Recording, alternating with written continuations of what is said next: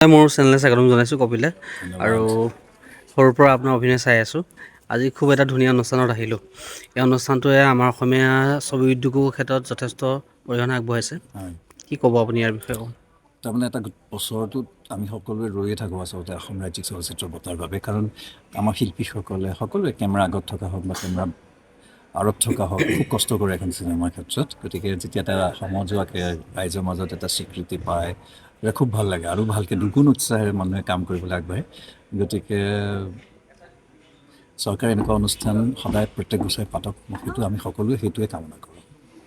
আৰু এইবাৰ চৰকাৰে আৰু এটা বস্তু লৈছে বীমাৰ ক্ষেত্ৰত, মানে আমাৰ যিসকল হয় কোলাকুলি আছে, কাম কৰি থকালৈকেতো ঠিকে থাকে, হয় বাট যেতিয়া আমাৰ ক্ৰিটিকেল কিবা এটা চিটুৱেশ্যন আহে সেইটো টাইমৰ কাৰণে যিটো বীমা এটা আঁচনি লৈছে, হয় এটা খুব ধুনীয়া ষ্টেপ লৈছে। হয় হয় এইটো মানে প্ৰত্যেক ৰাজ্যতে থাকে আচলতে। শিল্পীসকলৰ বাবে বীমাৰ যিটো এইটো ব্যৱস্থা কৰিছে, এইটো এটা খুব প্ৰশংসনীয় পদক্ষেপ। কাৰণ সকলোৱেতো জানেই আৰু আমি আপোন পাহৰা মানুহ হৈ থাকোঁ, নিজৰ কামতে মচগুল হৈ থাকোঁ, কিছুমান কথা বেছিকৈ চিন্তা কৰাৰ সামৰ্থ্যও নাই বা শক্তিও নাই নে কি নাজানো।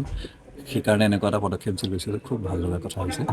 আৰু আন ৰাজ্যৰ নিচিনাকৈ আমাৰ অসমতো কিছুমান চলচ্চিত্ৰৰ ক্ষেত্ৰত কিছুমান ভাল ভাল কাম হৈ আছে, যেনেকৈ এতিয়া নতুন হল 10টা হলৰ কাৰণে হেৰি দিয়া হৈছে, ছাবচিডি দিয়া হৈছে যাতে চিত্ৰগৃহ নিৰ্মাণ হয়।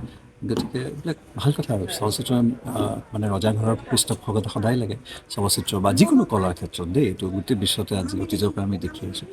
অকলশৰীয়া শিল্পীসকলে অকলে চৰকাৰৰ বা মানে যিসকল দায়িত্বত থকা ব্যক্তিসকলৰ সহায় সহযোগিতাৰ অবিহনে কৰি তোলাটো সম্ভৱ নহয়।